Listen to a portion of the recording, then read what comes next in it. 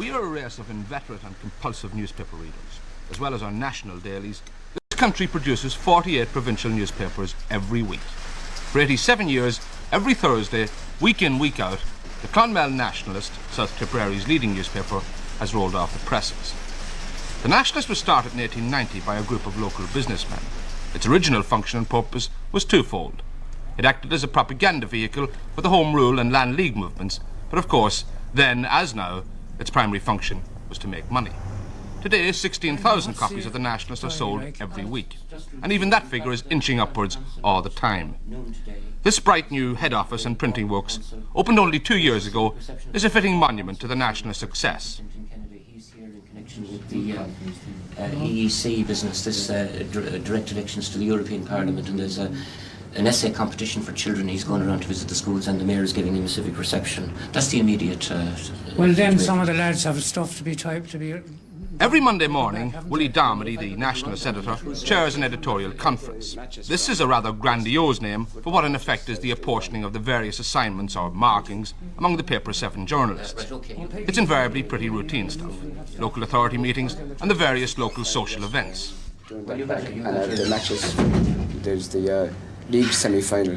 Yeah. The Tipperary District Council has 2 good stories. There's the future of the bovine TV office in Tipperary town, which is subject to controversy at the moment, where it's rumoured to be transferred to Thurles, and that will be discussed at tonight's Urban District Council. And also the council is going to take some action as regards the colony of itinerants on the Link Road, so that should give us a couple of stories which would be of interest to our readers. I have a few notes here about pictures.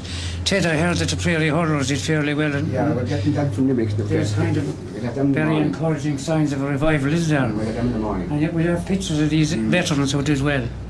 Can we let Peggy look after the county council today? And tomorrow night of Tipperary Court on Tuesday, Cashel Court Wednesday, and Calicut Court on Thursday. Well, you'll be able to cover those, will you?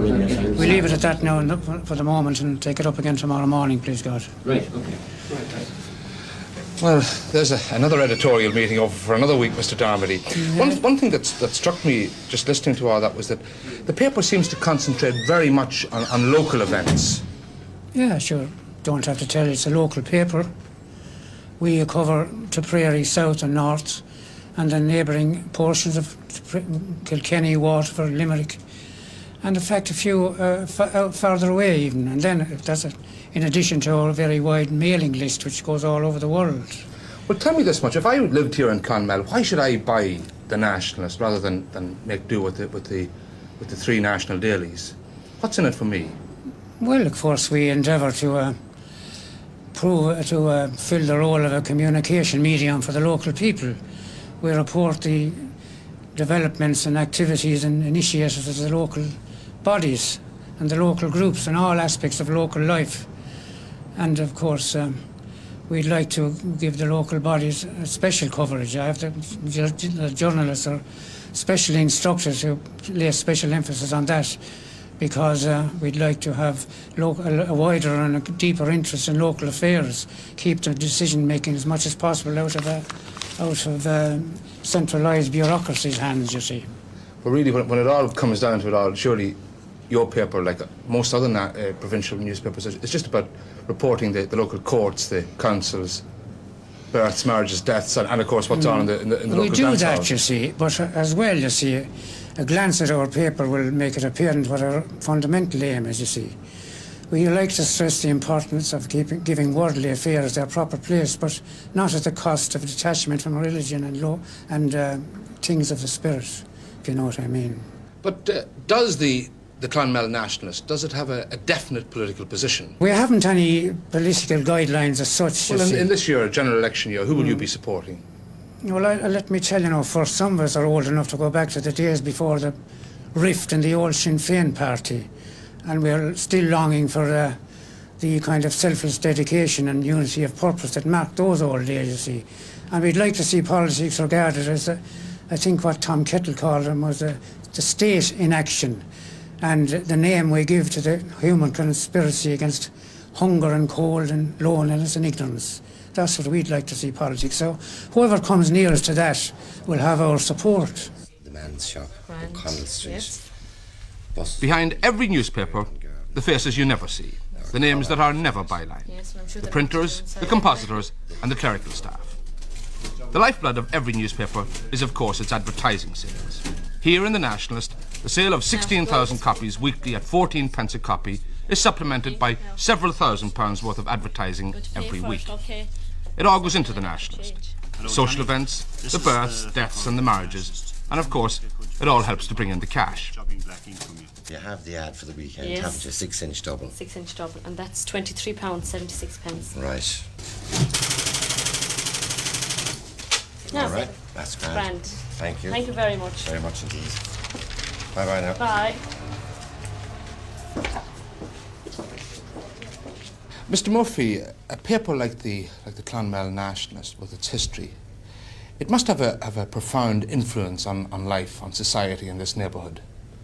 Yes, well, the fact that we've been around for maybe almost 90 years is certainly, proves that a paper like this has a very valuable function in the life of a society. We've been here, we've seen through the Parnell days, the Land League days, we've been through all our own troubles, the 1914 war, the 1939-45 war.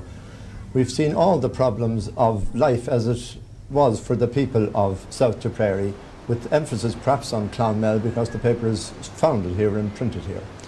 It has taken all cognizance of every sort of operation of in the life of the people in the area, whether it's their importance of their existence through making their livelihood in the days when we had a brewery in Clonmel, when we had a very big boot factory in Clonmel. Luckily we still have one, when we had tanneries in many ways, and we still have other industries which are traditional to Clonmel, like bacon curing and bakeries and all that sort of business. Well, in the 90 odd years of your existence, has the paper altered much? Has its ingredients, has its influence altered much in that time?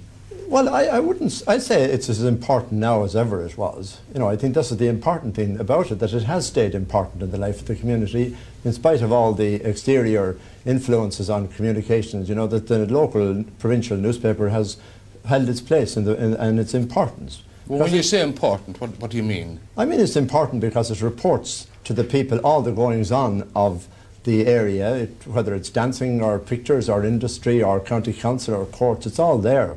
And if you flash back like in the days when things mattered, and reading through the old minute books of the company, it was very interesting to find that when Parnell was a problem in the country, they didn't first of all take sides, and then they decided to support Parnell.